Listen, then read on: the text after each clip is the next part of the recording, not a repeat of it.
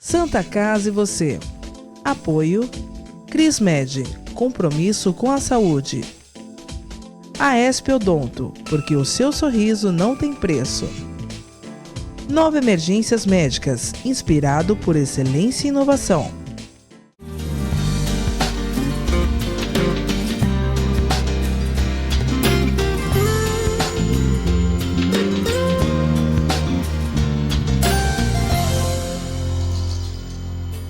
Estamos começando mais um Santa Casa e Você, aqui pela TV Com Santos, canal 11 da NET, 8 da Vivo. Você pode rever os nossos programas nas redes sociais, acessando o site da TV Com. Também pode seguir a TV Com pelas nossas redes sociais, no Facebook e no Instagram. Lá você vai estar sempre atualizado da programação aqui da TV da sua região, da sua cidade, que traz sempre os assuntos mais atuais para você. E hoje a gente está recebendo a presença do Dr. Alex Macedo, ele que é diretor técnico e chefe do serviço de pneumologia da Santa Casa de Santos. Tudo bem, Dr. Alex? Tudo bem, Fê. Tudo bem, muito obrigado por ter aceito o nosso convite.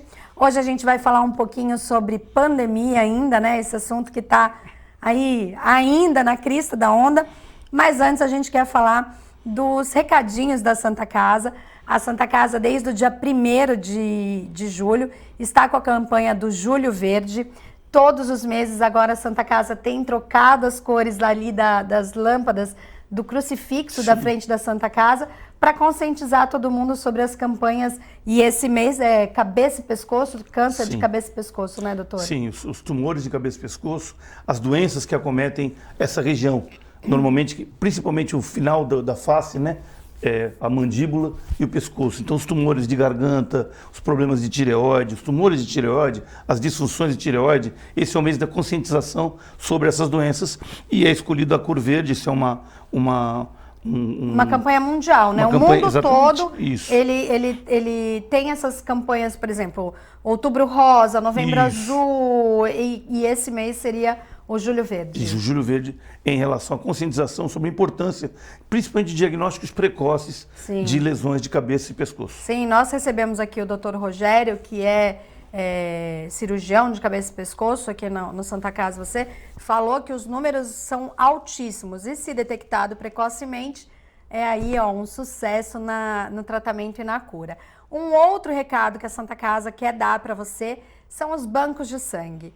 Tá precisando de sangue na Santa Casa, principalmente os de fator RH negativo, que são os mais difíceis, né? Então, se você é doador de sangue, a gente sabe que todo mundo ficou um pouquinho com medo nesse período de pandemia, de quarentena, de ir fazer doação de sangue, mas é justamente nesse período que o hospital realmente está precisando dessas bolsas de sangue. E aí ela criou todo um protocolo de segurança para que você possa fazer a sua doação com toda a tranquilidade, sabendo que você não vai pegar o Covid. Tem horário marcado, estacionamento gratuito, né, doutor? E está precisando mais do que nunca de sangue, né? Sim, exatamente. Hoje nós trabalhamos durante a pandemia inteira próximo do limite mínimo, em virtude da pouca procura para doação.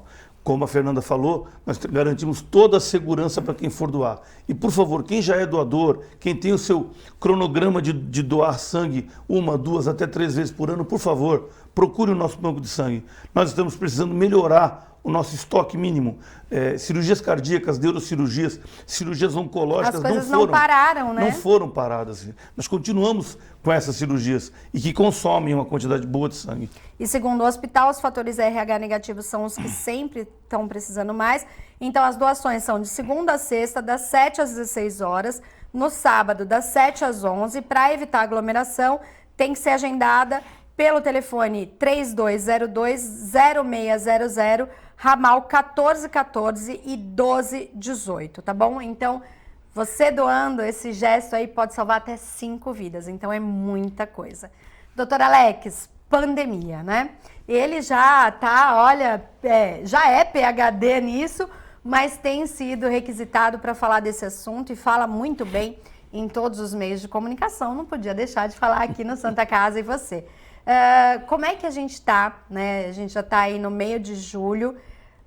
Como é que a gente pode falar que estamos... Qual é o momento que a gente se encontra nesse cenário da pandemia? Na nossa região especial, nós estamos numa fase de descendência da curva de casos. O número de casos novos diminui, o número de óbitos diminui, o número de procuras a pronto-socorro e de internações diminui.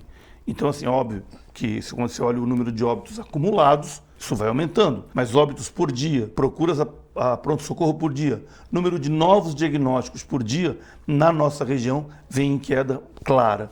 A nossa lotação do hospital, nas últimas 3 semanas, semana após semana, vem em queda. Então, isso é um dado positivo em que provavelmente a pandemia na nossa região está numa fase descendente. Nós devemos agora, entre julho e agosto, ficar numa tendência de queda. A partir de setembro, nós saímos de uma coisa chamada epidemia é o número de casos novos ou inesperados a mais numa mesma região. E passar quase que por uma chamada endemia. É o número de casos esperados por uma determinada doença por um período. Ele cai, fica em casos, número de casos pequenos, durante o mês de setembro a dezembro, quando praticamente a gente quase não tem quadros de gripe no nosso verão, na nossa região. Tá, então, mas isso é uma coisa que as pessoas precisam entender, que não dá para relaxar, né? Não. Afrouxar. É importante, a gente recebe diariamente aí os relatórios, os boletins da Santa Casa, e temos visto isso diariamente. Vem caindo o número de óbitos, 0 óbitos atingimos aí alguns dias, e a gente comemora, né? Porque tiveram dias aí com muitos óbitos, e no auge aí da pandemia, a nossa população é uma população idosa, ficou apavorada, ficou assustada, mas a gente também viu que a retomada do serviço, o pessoal deu uma relaxada. Eu acho que já se passou aí quase 4 meses, está todo mundo meio cansado, e a gente tem visto cenas até dantescas, né? De retornos aí que a gente não imaginava que as pessoas, depois de passar por tudo que passaram, tudo que viram, iriam para a rua se arriscar ou sair sem máscara. Esses hábitos a gente não vai poder perder, né, doutor Alex? Álcool, máscara, é uma coisa que vai ter que fazer parte da nossa rotina ainda por um tempo, né? Com certeza, isso teria que já fazer parte há muitos anos. Em 2009, quando nós tivemos a primeira pandemia do H1N1, um internauta resgatou uma entrevista minha aqui em Santos, falando quais são os cuidados para enfrentar a gripe neste inverno. E eu repetia lá: higiene das mãos, álcool gel, evitar lugares fechados, conglomerados. Se alguém estiver doente, essa pessoa deve se afastar, de preferência a pessoa doente, usar a máscara para evitar o contágio de outras pessoas. Isso fazem 12 anos. E, na realidade, essa tem que ser a cultura, que é uma cultura que hoje, por exemplo, na Ásia, no Oriente, isso é comum. Eles entram numa estação e eles começam a se prevenir para evitar esse tipo de contágio. Singapura, onde tem os maiores shoppings do mundo, quando entra na fase do inverno, o movimento do shopping cai absurdamente, porque ninguém vai mais para a área fechada. Vai quando tem alguma coisa para fazer, e muitos, quando entram, colocam a máscara para ou se proteger, ou principalmente proteger os outros de algum contágio. Tem essa preocupação, né? Não é só individual, é uma preocupação coletiva da coisa, porque quando cresce, você para controlar depois é muito pior, e é o que aconteceu com o coronavírus. Toda epidemia, todo mundo perde. Sim. Perde na economia, perde em vidas, perde em qualidade de vida.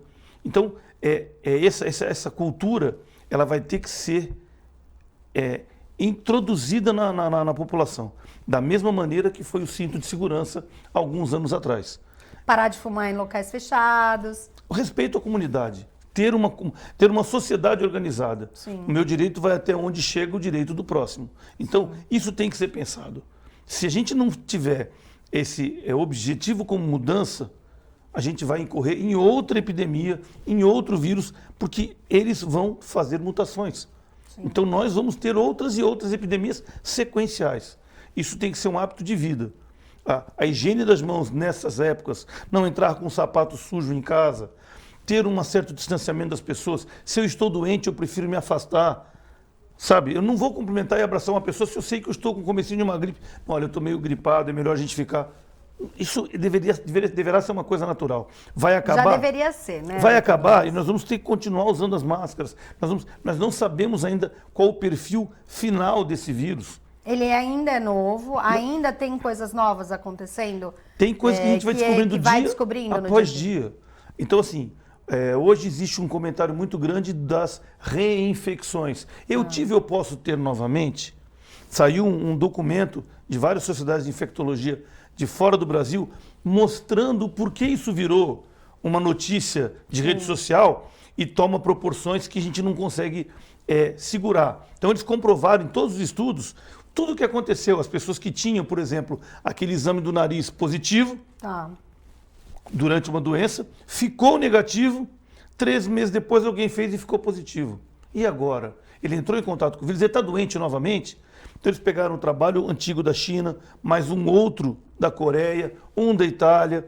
Aqui no Ceará tem 6 casos que aconteceram isso, mas ninguém ficou doente novamente. Não foi recontaminado. Ele até entrou em contato com o vírus, mas não teve nova infecção. Ah, tá. Mas isso é uma realidade que nós temos agora. Nós temos que acompanhar esses doentes. Sim. Nós não temos um ano da pandemia, um ano da infecção pelo coronavírus, para saber como realmente vai funcionar a imunologia de todos.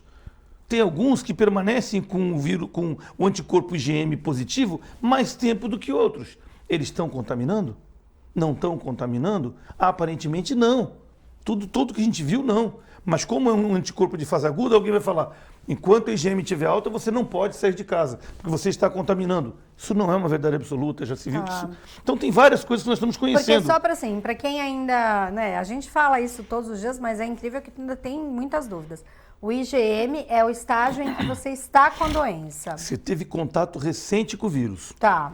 Então, como funcionaria a nossa imunologia? Eu entrei em contato com o vírus, os 3 primeiros dias eu começo com uma replicação viral, o vírus vai se dividindo.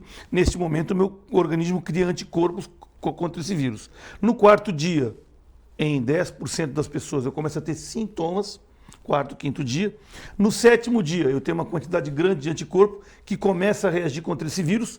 Aí eu começo com uma chamada reação inflamatória. Quem for ter sintoma vai ter entre o 5º e o 10º dia. Febre, dor no corpo, tosse, a falta de ar, a agressão pulmonar, o gosto, o cheiro. Isso nada mais é do que a briga do vírus e do seu anticorpo. Qual o anticorpo? IgM. E um outro anticorpo que fica nas mucosas, IgA. Esses são os 2 anticorpos que vão para destruir o vírus. Anticorpo de fase aguda. Sobe no 7º dia e depois começa a cair a titulação até o 21º, 22º. E muitas vezes ele fica em níveis baixos ou indetectáveis. Entre o 15º e o 21º dia, teu corpo vai começando a criar um segundo tipo de anticorpo de memória, que ele fica no teu corpo. Numa segunda vez que você entra em contato com o vírus, já te conheço. Vou lá e destruo mais rapidamente, que é a IgG. Tá. Então, o que normalmente deveria acontecer... Então, esse nível do IgG tem que estar alto para você ter a certeza de que você está combatendo o vírus no seu organismo e que você não pega mais. Defesa para não pegar mais. Ou entrar em contato e destruir o vírus. Variações disso. Ponto número 1. A IgG pode aparecer um pouco mais precocemente? Pode. Variação número 2. O IgM pode ficar mais tempo positivo? Pode. Quer dizer que eu estou tendo reação aguda? Não. Porque quem vai me proteger é um anticorpo tardio, IgG. Se ele já estiver positivo, eu já tenho defesa. O grande problema, portador são. Eu faço um teste, tem IgM e IgG positivo. Quando eu entrei em contato com o vírus? Não sei. Aí que fica a dúvida. Qual é o raciocínio que a gente faz mais lógico? Se eu demoro 7 dias no mínimo para a IgG ficar positiva, uma coisa prática. Dia 10, IgM e IgG positivo. Não sei quando entrei em contato com o vírus. Mantenho o isolamento por mais 7 dias. 7 dias prováveis que ele entrou em contato com o vírus, mais 7, 14. Ele não transmite mais. Tá.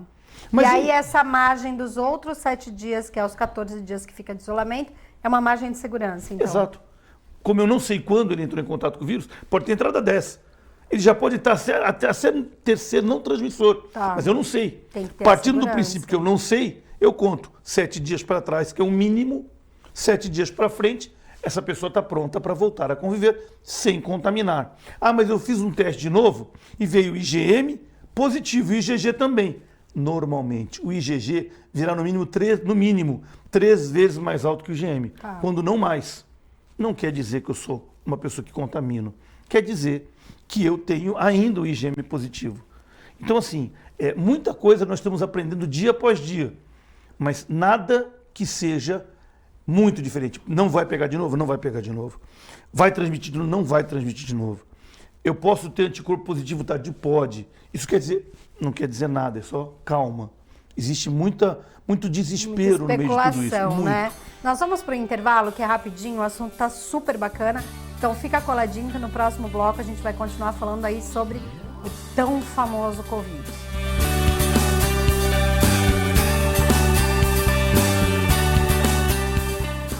Agora os beneficiários do Plano Santa Casa Saúde contam com o novo 0800, oferecendo a você um serviço de urgência e emergência 24 horas, mais moderno, agilidade no seu atendimento e muito mais cuidado no seu socorro.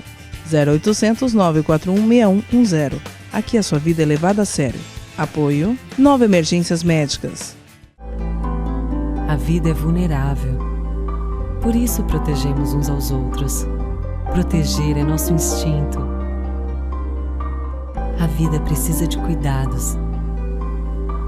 Cuidados que começam na infância. Alguém para compreender suas necessidades. Para te apoiar mesmo quando o desafio é grande. Todos precisamos de auxílio em algum momento.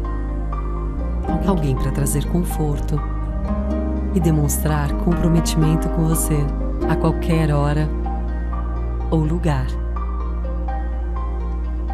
Air Liquide Healthcare. Protegemos vidas vulneráveis.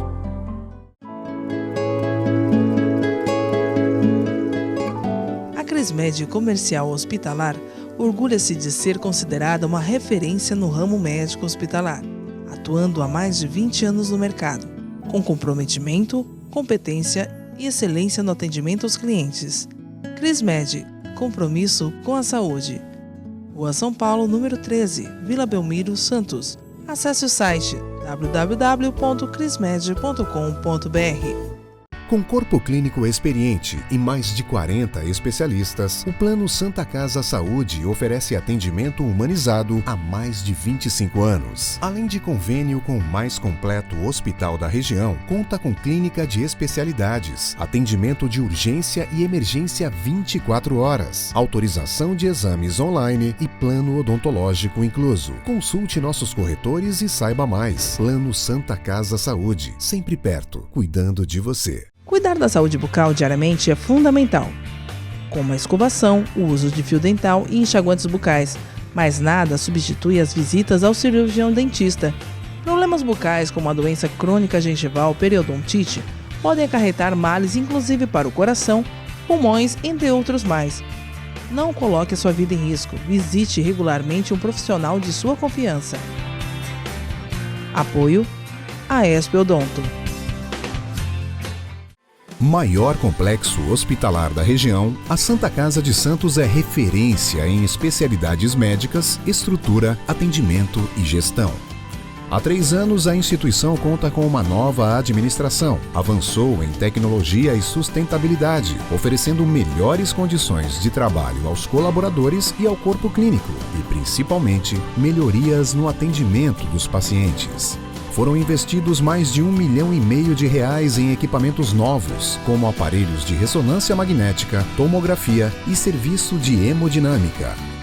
O centro de diagnóstico possui ultrassonografia, mamografia e ecocardiograma, com capacidade para realizar mais de 10 mil exames mensais. O novo complexo de urgência e emergência está com ampla estrutura para os casos encaminhados pelo SAMU. São 2.000 metros quadrados totalmente dedicado ao SUS. Com o maior centro cirúrgico da região, a Santa Casa de Santos conta com 20 salas operatórias, realizando anualmente mais de 21 mil cirurgias.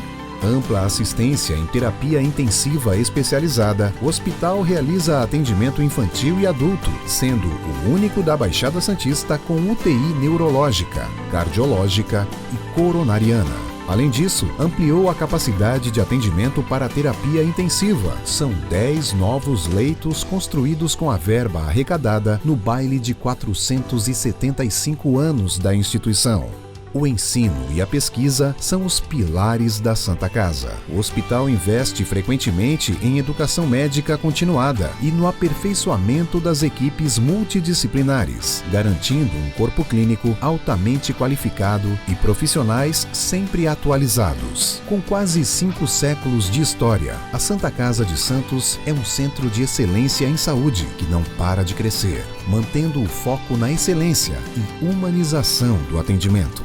Santa Casa de Santos, a cada dia mais completa.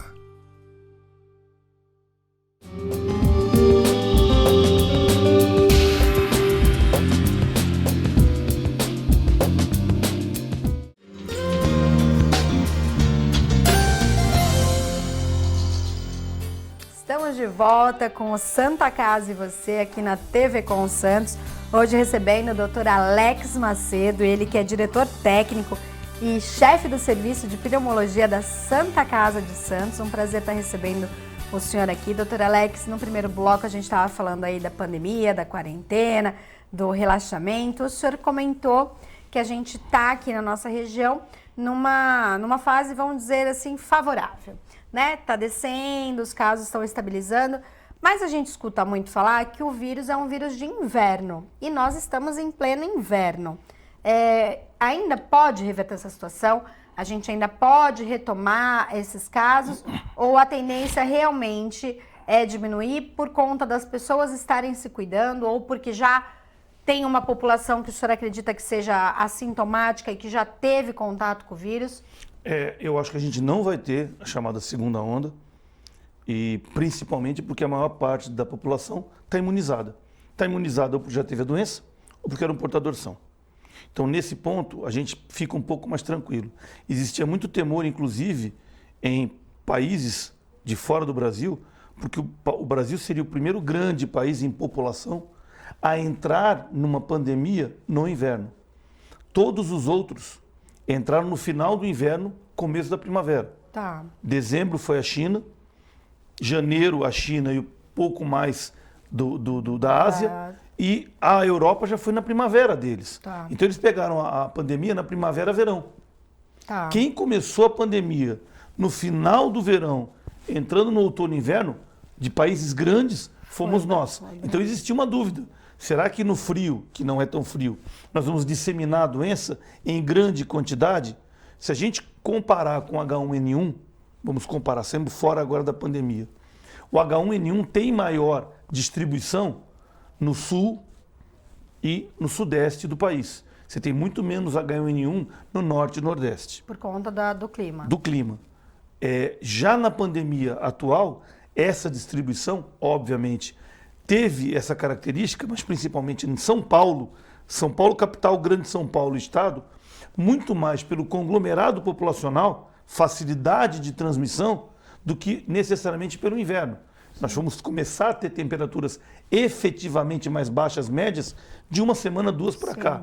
Antes disso, nós tínhamos temperaturas médias acima de 20 graus. Tá. Então isso não teve o impacto que deveria ter, mesmo na região sudeste e sul. O que nós tivemos é uma maior transmissão nos locais de maior conglomerado. Tem cidades do país que tem 3 casos, 2 casos, hoje. Sim. No momento hoje. E assim, a velocidade de transmissão é menor no restante do país. Então, veja, na nossa região, por ser uma região muito conglomerado populacional, prédios um do lado do outro, a transmissão se fez numa velocidade maior. Ônibus, Sim. Que as frotas de ônibus não foram aumentadas, a gente vê o pessoal pendurado mesmo no ônibus, quando tinha que ter esse distanciamento. Sim, então nessa nossa região, na Grande São Paulo, ABC, Osasco, Guarulhos, São Paulo e nas grandes cidades do interior, nós já tivemos o pico, um platô e agora está na descendência. E teve a testagem, né? O senhor teve um momento aqui em que a gente estava falando antes do início do programa, que agora Santos testou as periferias com um número maior, Sim. né? Como foi esse resultado? Isso também nos traz a sensação de que realmente nós temos uma grande população que já teve contato com o vírus? Essa era a nossa grande dúvida. Nós tivemos uma grande quantidade da população doente. De 15 de abril a 1º de junho, nós tivemos os serviços de saúde de 70% a 90% de lotação de enfermaria de UTIs. Não tenho relato de pacientes que precisaram de UTI e não tiveram leitos. Todos conseguiram ser alocados em algum leito.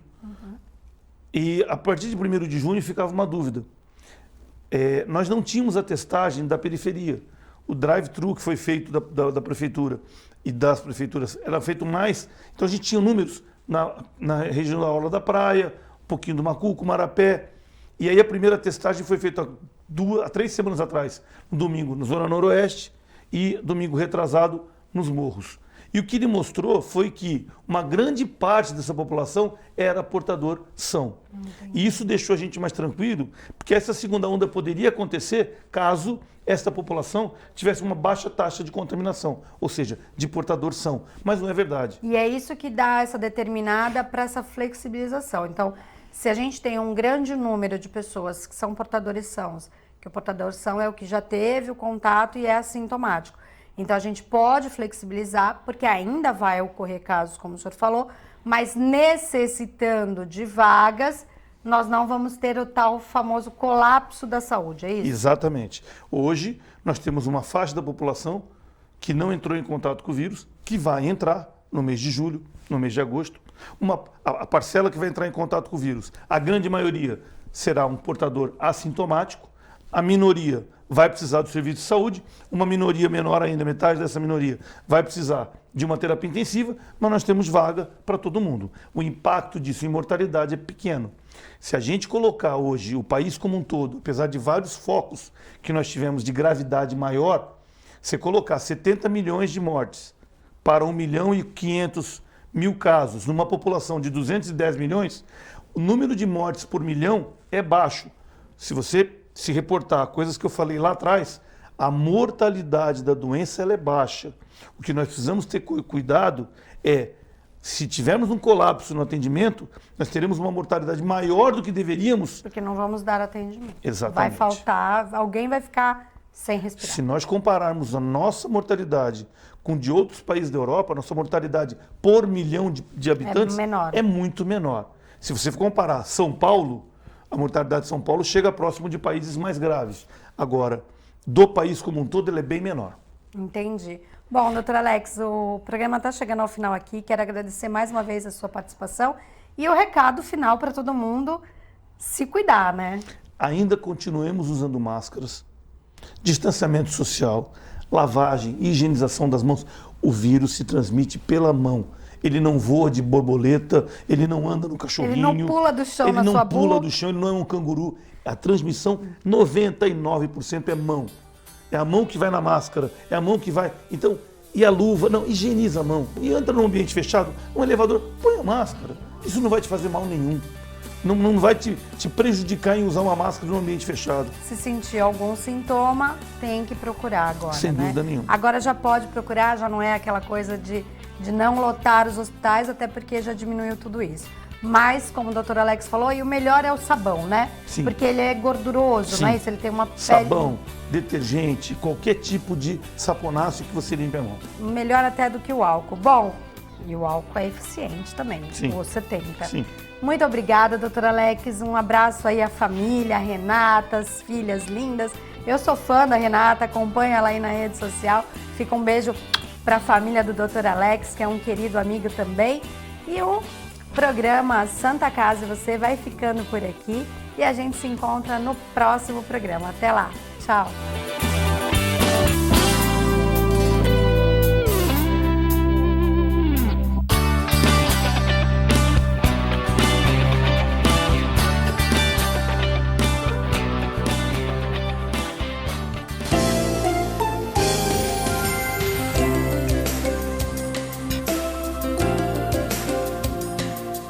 Santa Casa e Você.